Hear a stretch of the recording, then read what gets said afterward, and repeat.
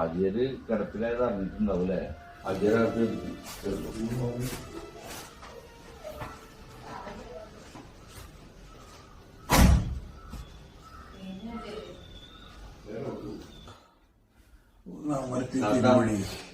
പാലത്തിന്റെ അങ്ങോട്ട് പോരെ.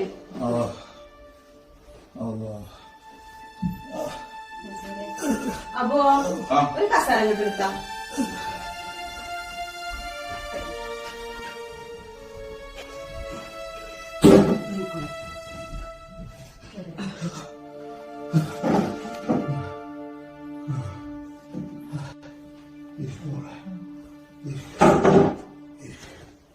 പാലിയേറ്റീവുകാരന്റെ ആൾക്കാരല്ല.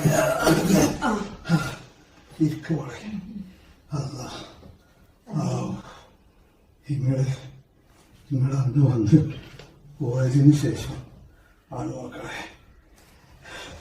ലോകത്തിലെ ഏറ്റവും വലിയ ഹോസ്പിറ്റലാണ് മായ ക്ലിനിക്ക് അമേരിക്കയിലെ.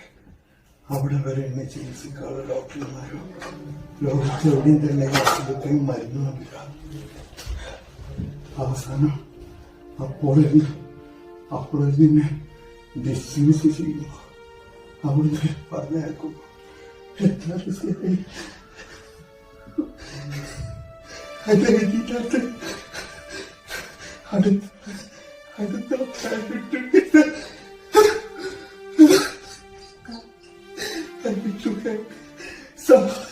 സഹായം സ്വീകരിക്കാൻ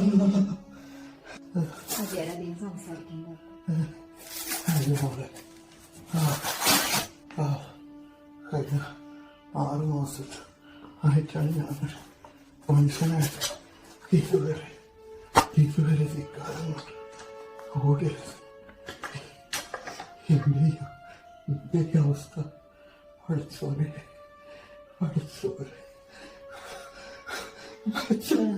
മറ്റൊരാൾക്കും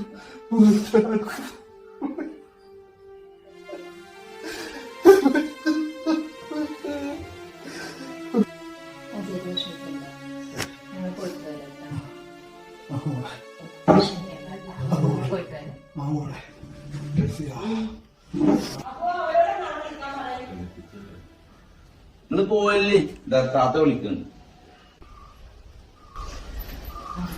ഇത് എനിക്ക് തരാൻ മൂസാക്ക തന്നതാ. 35 വർഷം ഞങ്ങളുടെ കല്യാണം കഴിഞ്ഞിട്ട് ഇപ്പൊ ഒരു 6 മാസമായിട്ടുള്ളൂ. മൂപ്പര് മനുഷ്യനെ പോലെ ജീവിക്കാൻ തുടങ്ങിയിട്ട്. പിന്നെ നമ്മുടെ അങ്ങാടിയിൽ ജ്വല്ലറീൻ്റെ അടുത്ത് ഒരു 5 സെന്റ് സ്ഥലം പാലിയേറ്റീവ് കെയറിന് വേണ്ടി മൂപ്പര് മാറ്റിയിട്ടുണ്ട്. നമുക്ക് സൗകര്യം എപ്പോഴാച്ച വന്നിട്ട് ആ പേപ്പർ വർക്കൊക്കെ ഒന്ന് ചെയ്തു തരണം.